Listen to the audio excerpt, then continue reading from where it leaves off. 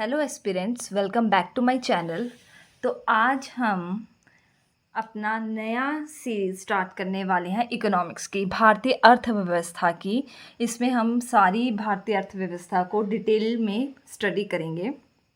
इससे पहले की वीडियोस में मैंने आपको इंडियन हिस्ट्री और इंडियन ज्योग्राफी कंप्लीट करवा दी है, जिसकी प्लेलिस्ट मेरे चैनल पर पड़ी है। अगर आप वहाँ से कोई टॉपिक करना चाहते हैं इनमें से, तो आप वहाँ से देख सकते हो। तो स्टार्ट करते हैं भारतीय अर्थव्यवस्था।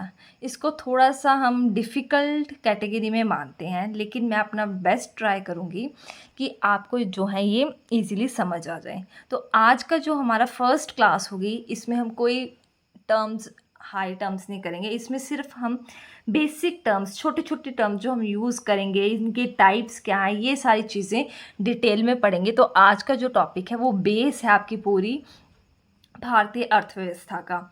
और सेकंड थिंग, इसके मैंने जैसे मेरा ये पूरा टॉपिक हो जाएगा, उसके बाद मैं आपको समरी में इसके शॉर्ट नोट्स में से समरी करवाऊंगी। और जो वो शॉर्ट नोट्स हैं वो मैं अपने टेलीग्राम चैनल पर अपलोड कर दूंगी। तो आप मेरे टेलीग्राम चैनल को ज्वाइन कर सकते हैं for the purpose of notes. तो अब हम स्टार्ट करते हैं भारतीय अर्थव्यवस्था। आज हम करेंगे भारतीय अर्थव्यवस्था परिचय और प्रकार। दो वर्ड्स हैं, एक है अर्थव्यवस्था और एक है अर्थशास्त्र। ठीक है, तो ये दो डिफरेंट वर्ड्स हैं। इसमें मैं थोड़ी सी इंग्लिश के टर्म्स यूज़ करूँगी। देखो, हिंदी में आपका मीडियम हिंदी है चाहे इंग्लिश है, आपको दोनों लैंग्वेजेस में थोड़ा सा कंफर्टेबल होना पड़ेगा। लेकिन क्योंकि इसमें कुछ चीज़ें ऐसी हैं जो हिंदी में इजीली समझ आती हैं, कुछ चीज़ें ऐसी होती हैं जो इंग्लिश में इजीली समझ आती हैं। तो मैं दोनों टर्म्स, हिंदी और इंग्लिश दोनों यूज़ करूँगी। ठीक है, तो अर्थशास्त्र और अर्थव्यवस्था। जो अर्थशास्त्र है उसको बोलते हैं इकोनॉमी, और अर्थव्यवस्था को क्या बोलते हैं? इकोनॉमिक्स। ठीक है, तो पहले हम देखते हैं अर्थशास्त्र क्या है। इकोनॉमी, अर्थशास्त्र एक वह विज्ञान है जो वस्तुओं एवं सेवाओं के वितरण, उत्पादन, विनिमय एवं उपभोग का अध्ययन करता है। मतलब इसको हम पहले इजी लैंग्वेज में समझेंगे। अर्थशास्त्र में देखो, हमारे जो रिसोर्सेज हैं, मतलब जो साधन है वो लिमिटेड है, लेकिन जो हमारी इच्छाएं हैं वो क्या है? अनलिमिटेड है। जैसे कि हमारी क्या इच्छा है कि हमारे पास बड़ा सा बंगला हो, BMW गाड़ी हो। ये हमारी इच्छाएं जो कि अनलिमिटेड है, मतलब वो रुकती नहीं है। आगे से आगे अगर हमारे पास एक कार है तो हम सोचते हैं इससे बड़ी, उससे बड़ी, है ना। हमारी इच्छाएं क्या है? अनलिमिटेड है। तो अर्थशास्त्र क्या है? जो हमारी मनुष्य की वो हैं ज़रूरतें हैं, ह्यूमंस की नीड है, या उन मानव का जो व्यवहार है उनसे संबंध, उनका जो संबंध है उसको कौन एक्सप्लेन करता है? अर्थशास्त्र। ठीक है, तो आपको ये क्लियर हो गया होगा कि अर्थशास्त्र क्या है, जिसमें ह्यूमन नीड्स, उसके बिहेवियर, है ना, ये सारी चीज़ें एक्सप्लेन होती हैं। अर्थशास्त्र, अब देखते हैं दोबारा से इसकी डेफिनेशन। अर्थशास्त्र एक विज्ञान है जो वस्तुओं एवं सेवाओं के, जो कोई भी वस्तु या सेवाएं हैं, उसका वितरण, उत्पादन, मतलब उसको कंजप्शन या फिर प्रोडक्शन, विनिमय, उपभोग, प्रॉफिट लॉस, ये सब का जो अध्ययन करता है उसको क्या बोलते हैं? अर्थशास्त्र। ठीक है, अर्थशास्त्र के जो जनक हैं, अर्थशास्त्र में क्या होता है, इसमें प्रिंसिपल्स होते हैं। ठीक है, फिर उन प्रिंसिपल्स को, कुछ हमने प्रिंसिपल बनाए होते हैं, ऐसे करना है ऐसे, उन प्रिंसिपल को जब हम किसी एक पार्ट पे लागू करते हैं, उनको क्या बोलते हैं? अर्थव्यवस्था, इकोनॉमिक्स।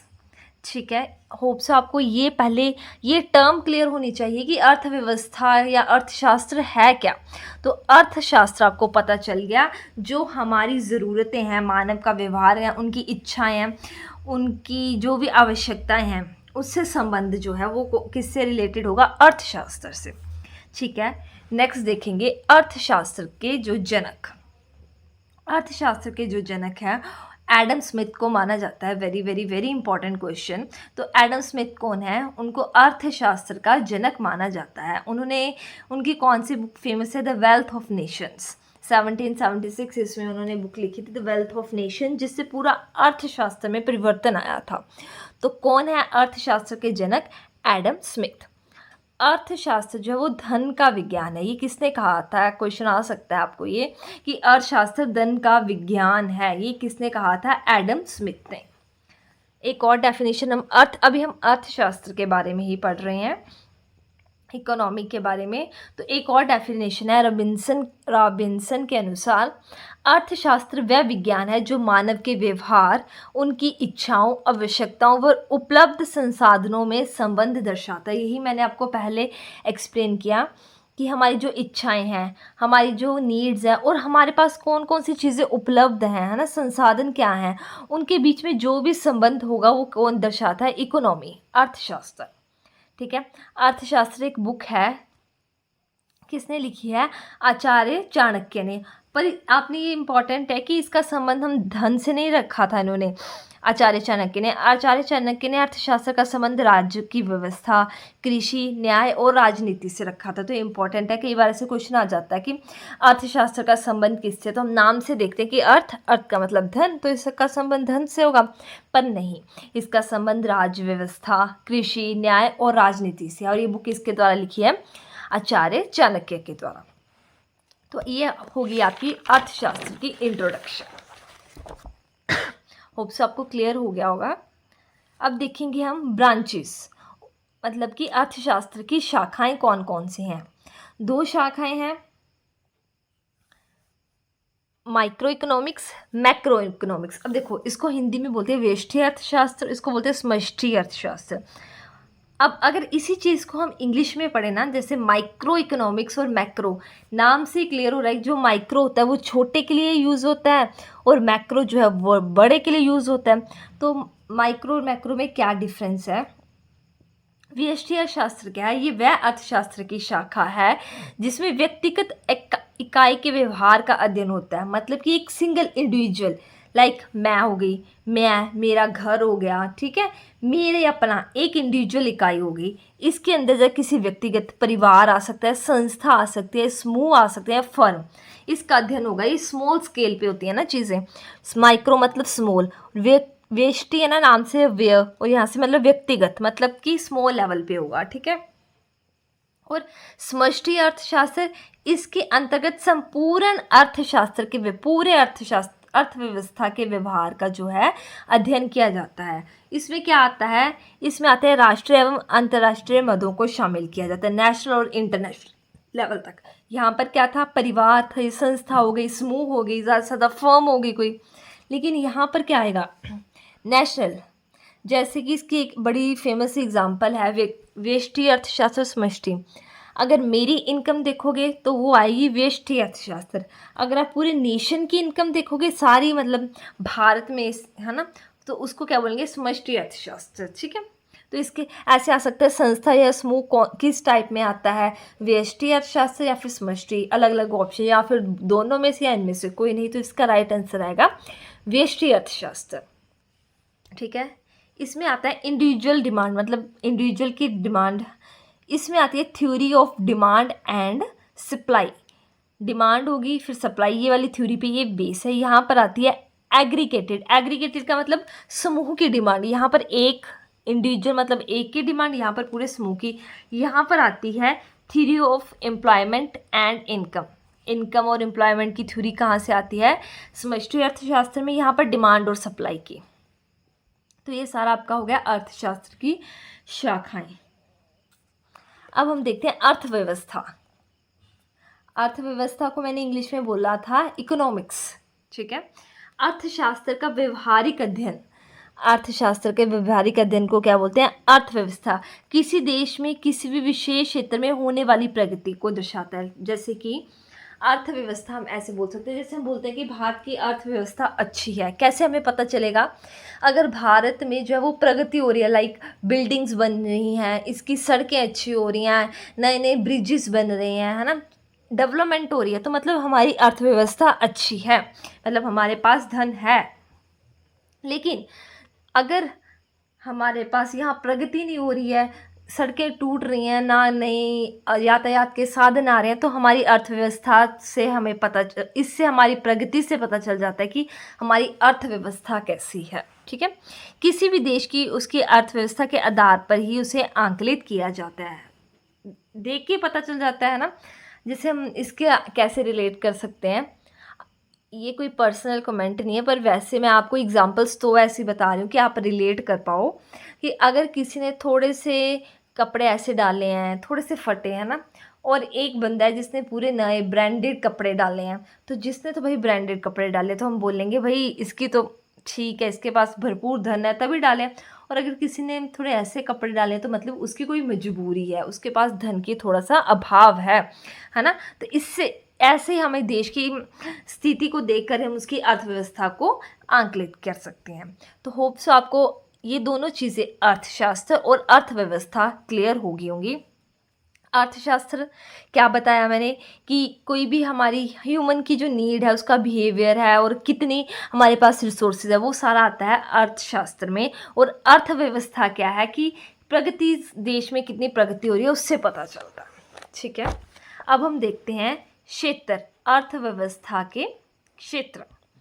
उत्पादन व आर्थिक अलग अलग टाइप्स के आधार पर हम इसको वर्गीकरण करेंगे। सेक्टर ऑफ इकोनॉमिक्स बोलते हैं इंग्लिश में। उत्पादन और आर्थिक दृष्टिकोण के आधार पर इन्हें 3 प्रकार में जो है डिवाइड किया गया है: प्राथमिक क्षेत्र, द्वितीयक क्षेत्र और तृतीयक क्षेत्र। प्राइमरी सेक्टर, सेकेंडरी सेक्टर और टर्शरी सेक्टर। तो प्राथमिक क्षेत्र में क्या आता है, इसके अलावा भी हैं लेकिन ये 3 मुख्यतः हैं, प्राइमरी, सेकेंडरी और टर्शरी।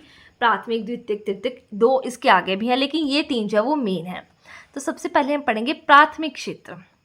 जब हम प्राकृतिक संसाधनों का उपयोग करके किसी वस्तु का उत्पादन करते हैं तो इसे प्राथमिक क्षेत्र, प्र से प्राथमिक, प्र से प्राकृतिक, मतलब जब प्राकृतिक संसाधन क्या होते हैं, लैंड होगी जो प्रकृति से हमें मिल रहा है, फॉरेस्ट हो गए, इन सब को यूज़ करके अगर हम किसी वस्तु का उत्पादन, किसी वस्तु को बना रहे हैं, प्रोड्यूस कर रहे हैं, तो उसे हम प्राथमिक क्षेत्र में रखते हैं। इसमें क्या क्या शामिल है ये आपको लर्न होना चाहिए। कृषि, एग्रीकल्चर, वन, वानिकी, मत्स्य पालन, पशुपालन, खनन और उत्खनन। Very very important. माइनिंग किस में आती है, क्वेश्चन आ जाता है। खनन, उत्खनन कौन से क्षेत्र में आता है, तो ये आपका आएगा प्राथमिक क्षेत्र में। तो प्राथमिक क्षेत्र आपको क्लियर हो गया होगा, जो प्रकृति से हमें चीज़ें मिलती हैं उन चीज़ों को हम यूज़ करके कुछ बना रहे हैं तो उसको क्या बोलेंगे, प्राथमिक क्षेत्र। रेड कॉलर जॉब बोला जाता है, जो लोग ऐसे मतलब प्राथमिक क्षेत्र में कार्य करते हैं, जैसे कृषि करते हैं, तो ऐसे लोग को जो कार्य करते हैं उनको बोलते हैं रेड कॉलर जॉब। सर्वाधिक रोजगार जो है वो प्राथमिक क्षेत्र से ही मिलता है। 50% से अधिक रोजगार जो है प्राथमिक क्षेत्र से मिलता है, इसलिए से अर्थव्यवस्था की रीढ़ बोला जाता है, क्योंकि सबसे ज़्यादा रोजगार तो यहीं से है, इसलिए से क्या माना जाता है, अर्थव्यवस्था की रीढ़। तो आपको क्वेश्चन आ सकता है कि किस क्षेत्र को अर्थव्यवस्था की रीढ़ माना जाता है, तो वो है प्राथमिक क्षेत्र। जीडीपी में 16% सबसे कम योगदान जो है वो किसका है, प्राथमिक। वैसे सबसे अधिक रोजगार इसी से मिलता है लेकिन जीडीपी में इसका सबसे कम योगदान है, कितना, 16%। ठीक है, अब हम सेकंड टाइप देखते हैं, द्वितीयक क्षेत्र। वह क्षेत्र जो प्राथमिक क्षेत्र के उत्पादों को अपनी गतिविधियों में कच्चे माल की तरह प्रयोग करता है। ये तो होगी इसकी डेफिनेशन। अब मैं आपको समझाती हूँ। प्राथमिक क्षेत्र क्या होगा, जो प्रकृति से चीज़ें मिल रही हैं उनसे हम कुछ चीज़ें बना रहे हैं, वो हो गया आपका प्राथमिक क्षेत्र। अब जो चीज़ें हमने प्राथमिक क्षेत्र में बना ली, ठीक है, उन चीज़ों को हम अब कच्चे माल, रॉ मटेरियल, कच्चे माल की तरह प्रयोग करेंगे, किसमें, द्वितीयक क्षेत्र में। जैसे कि एक बड़ी ही इजी एग्जांपल मैं बताऊंगी। जैसे आप कोई घर बना रहे हो, घर बनाने के लिए किसका प्रयोग होता है, ईंटों का। तो ईंट क्या है आपकी, वो आएगी प्राथमिक क्षेत्र में। और क्योंकि ईंट बन रही है प्राकृतिक चीज़ों से, है ना, मिट्टी से, और ईंटों को जोड़ के मैंने क्या बना दिया, घर बना दिया, तो घर किस में आ गया, द्वितीयक क्षेत्र। मतलब कि जो प्राथमिक क्षेत्र वो एक इकाई है, मतलब उसको हम एज अ कच्चा माल, रॉ मटेरियल की तरह, जैसे कपास हो गया, कपास से हम कपड़ा बना रहे हैं। अब देखो गन्ना, एग्जाम्पल, गन्ना है, गन्ना क्या है, प्राकृतिक क्षेत्र है। गन्ने से हम क्या बना रहे हैं, चीनी बना रहे हैं। लोहा, लोहा हमें मिलता है खनन में, खनिज माइनिंग्स में। लोहे से हम क्या बना रहे हैं, कार बना रहे हैं, अलग अलग औजार बना रहे हैं। तो इसमें क्या आएगा, मैन्युफैक्चरिंग। और ये चीज़ें बनती कहाँ पर है, इंडस्ट्री में। तो इंडस्ट्री किससे रिलेटेड होगी, द्वितीयक क्षेत्र, जिसको हम क्या बोलते हैं, सेकेंडरी क्षेत्र। तो होप्स आपको ये विद एग्जांपल चीज़ें अच्छे से लर्न हो गई होंगी साथ साथ में, ठीक है। इसमें क्या क्या आएगा? विद्युत, गैस, जलपूर्ति, भवन निर्माण और इंडस्ट्रीज। ठीक है। जीडीपी में इसका कितना % योगदान है? 29 to 30% योगदान जो जीडीपी में है। थर्ड टाइप अब आती है, वो आती है तृतीय क्षेत्र। ये प्राथमिक व द्वितीय क्षेत्र को, यहाँ पर मैंने गलती से तृतीयक लिख दिया है, यहाँ पर आएगा तृतीयक लिख दिया, यहाँ पर आएगा द्वितीयक, ये ठीक कर लेना आप। ये प्राथमिक व द्वितीय क्षेत्र को अपनी सेवाएं प्रदान करता है, यानी कि सर्विसेज, यहाँ पर द्वितीयक आएगा। ये प्राथमिक एवं द्वितीय क्षेत्रों में, यहाँ मैं कर देती हूँ ठीक, ताकि आपको कोई कन्फ्यूज़न ना हो जाए। अपनी सेवाएं प्रदान करते हैं, सेवाएं का मतलब सर्विसेज। अब ये कैसे, मैं आपको एग्जांपल से बताती हूँ। यहाँ आप ठीक करो द्वितीयक। ठीक है, यानी सेवा क्षेत्र में पहला हो गया प्राकृतिक, सेकंड हो गया मैन्युफैक्चर मतलब इंडस्ट्री, और जो तृतीयक है वो किससे रिलेटेड है? सर्विसेज। अब देखो सर्विसेज कैसे होगी, जैसे बैंक हो गए, परिवहन हो गए। अब आप कोई बिजनेस कर रहे हो, इंडस्ट्री है आपकी, है ना, मैन्युफैक्चर कर रहे हो, तो आपको भाई बैंक की तो ज़रूरत पड़ेगी, परिवहन की तो ज़रूरत पड़ेगी। रॉ मटेरियल लाना है आपने, जो कच्चा माल है वो कहीं से लाना है, तो आपको परिवहन की ज़रूरत पड़ेगी। तो ये क्या है? एक सर्विसेज हैं। ठीक है, जैसे परिवहन, संचार, बीमा, व्यापार, बैंक, लोक प्रशासन, रक्षा, ये सारी चीज़ें किसमें आएंगी? तृतीय क्षेत्र में। इम्पोर्टेंट पॉइंट है, तृतीय क्षेत्र भारतीय अर्थव्यवस्था के सकल राष्ट्रीय उत्पाद में सबसे अधिक योगदान देता है। जीडीपी में इसका सबसे अधिक योगदान है, कितना? 54%। ठीक है, 54% जो है इसका सबसे अधिक योगदान है। नेक्स्ट देखते हैं चतुष्क क्षेत्र, जिसको क्वार्टनरी सेक्टर बोला जाता है। इसके अंदर क्या आते हैं? नॉलेज सेक्टर आता है। इसके अंदर शिक्षा, अनुसंधान, खोज, कार्य को शामिल किया जाता है। इसे ज्ञान क्षेत्र के नाम से भी जाना जाता है। इसमें क्या आता है? जैसे आईटी सेक्टर हो गया, ठीक है, नॉलेज वाली चीज़ें। नेक्स्ट आता है पंचम क्षेत्र, क्वाइनरी सेक्टर। इसके अंतर्गत उच्च स्तर की सेवाएं शामिल है जो अर्थव्यवस्था पर निर्णय लेने में समर्थ है। इसके अंतर्गत कौन आते हैं? जो अर्थव्यवस्था पर निर्णय ले पाए। पीएम, सीएम, सीईओ हो गया, है ना, इनको बोलते हैं गोल्डन कॉलर जॉब। तो आपको मैंने 5 सेक्टर्स, 5 टाइप्स बता दी इसकी। ठीक है, 5 प्राइमरी हो गया, जो कि एक बार प्राकृतिक है, फिर द्वितीयक पढ़ा, तृतीयक पढ़ा, और फिर चतुर्थ और पंचम क्षेत्र। ठीक है, अब हम करते हैं इसका आज का लेक्चर समराइज, और फिर मैं इसकी पीडीएफ आपको शेयर कर दूंगी। ठीक है, तो क्या क्या पढ़ा हमने, और हाँ, इसके लिए आपको जो है प्रीवियस, जैसे मैं अब नेक्स्ट लेक्चर करवाऊंगी तो एक बार प्रीवियस, तभी मैं आपके लिए शॉर्ट नोट्स बना रही हूँ। आज का पूरा लेक्चर मैंने 2 स्लाइड में कवर करवा दिया है, ताकि आपको रिवीजन करने में अच्छा रहे, तभी आपको नेक्स्ट लेक्चर समझ आएगा अगर आपने रिवीजन की होगी। ठीक है, तो इकोनॉमी और इकोनॉमिक्स दो चीज़ें पढ़ी। इकोनॉमी मतलब अर्थशास्त्र, और इसको क्या बोलते हैं? अर्थव्यवस्था। हमारी रिसोर्सेज क्या हैं? अनलिमिटेड है, लेकिन जो लिमिटेड हैं रिसोर्सेज, मतलब हमारे पास चीज़ें लिमिटेड हैं, बट जो हमारी इच्छाएं हैं वो क्या है? अनलिमिटेड है।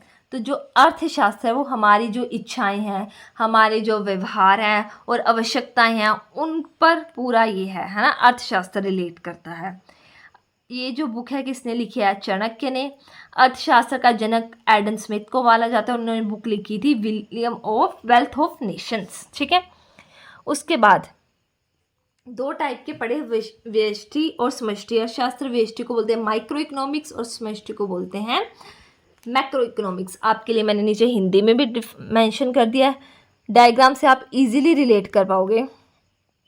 माइक्रो मतलब इंडिविजुअल, अकेला, जैसे उसका घर हो गया, उसकी फर्म होगी। लेकिन मैक्रो पूरा नेशनल इनकम, पूरे देश, गवर्नमेंट होगी, नेशनल और वर्ल्ड, नेशनल इंटरनेशनल लेवल तक। ठीक है, एक बार यहाँ डिफरेंस देख लो। व्यष्टि अर्थशास्त्र, जिसको माइक्रो इकोनॉमिक्स बोला जाता है, इसमें हम इंडिविजुअल इनकम के बारे में पढ़ेंगे, यहाँ पर हम नेशनल इनकम के बारे में। ये एनालाइज करता है demand and supply of labour. ये टोटल एम्प्लॉयमेंट इन द पूरी टोटल के बारे में। डील्स विद हाउस होल्ड्स और फर्म्स के डिसीजंस, मतलब कितने का डिसीजन लेगा, या तो हाउस होल्ड के या फिर फर्म्स के, लेकिन ये पूरे एग्रीगेट, पूरे नेशन का। इंडिविजुअल, यहाँ पर इंडिविजुअल आएगा, यहाँ पर ओवरऑल, बस इतना सा ही डिफरेंस है। ये एक इंडिविजुअल के रिलेटेड है और ये एक ओवरऑल के रिलेटेड है, ठीक है। उसके बाद हमने पढ़े सेक्टर्स, जिसमें हमने 5 पढ़े, 3 जिसमें से इंपॉर्टेंट थे, प्राइमरी, सेकेंडरी और टर्शरी। प्राइमरी वो हो गया जैसे कि जो प्राकृतिक संसाधनों का प्रयोग करके, ठीक है, ये आपका क्या हो गया, primary sector. Agriculture, dairy, fishing, forestry. Secondary जो बना रहे हैं, जैसे कपड़ा बना रहे हैं, ठीक है, फिर कार बना रहे हैं, बिस्किट बना रहे हैं, ये लकड़ी से ये बना रहे हैं, जो इसकी हेल्प से बनेंगे उसको बोलेंगे सेकेंडरी। और जो टर्शरी है, ये जो इन दोनों को क्या प्रदान करता है, सेवाएं, जैसे कि रेलगाड़ी हो गई, डॉक्टर हो गया, टीचर हो गया। सेवाएं तो हैं, जैसे मैं आपको पढ़ा रही हूँ तो सेवा ही है ना, ये सेवाएं हैं, ठीक है। ये मैंने साथ में इनका डेफिनेशन भी ऐड कर दिया ताकि आपको विद एग्जांपल्स। जीडीपी में सबसे कम योगदान किसका था, प्राइमरी, बट ये सबसे ज़्यादा जो है 50% से अधिक जो लोग हैं इसी पर निर्भर हैं, तो इसे भारतीय अर्थव्यवस्था की रीढ़ बताया। फिर इसमें 29 to 30 और सबसे अधिक योगदान जो है वो तृतीय क्षेत्र का है। उसके बाद हमने 4th और 5th पढ़े, जिसमें इसमें आएगा आईटी सेक्टर और इसमें आएंगे पीएमसीएम वगैरह। तो होप्स आपको आज का लेक्चर अच्छा लगा होगा। अगर लगा है तो प्लीज़ लाइक, कमेंट, शेयर और सब्सक्राइब करें। Thank you so much for watching.